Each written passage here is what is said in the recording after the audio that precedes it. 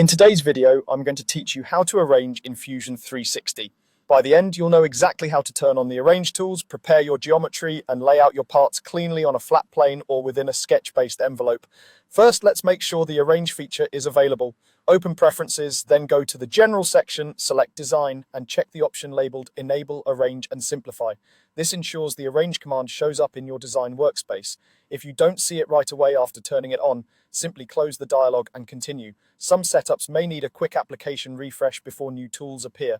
Next, confirm your geometry is set up as components, not just bodies. Arrange only works with components. In your browser or canvas, right-click the bodies you want to include and choose Create Components from Bodies. This wraps each body in its own component, which is important because the Arrange tool treats components as individual items it can move and rotate.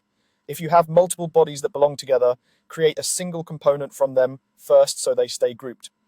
With components ready, open the command by going to Modify and selecting Arrange.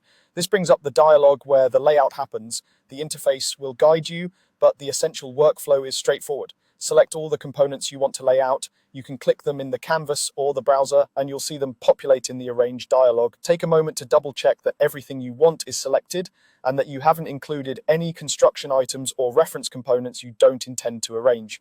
Now choose your envelope.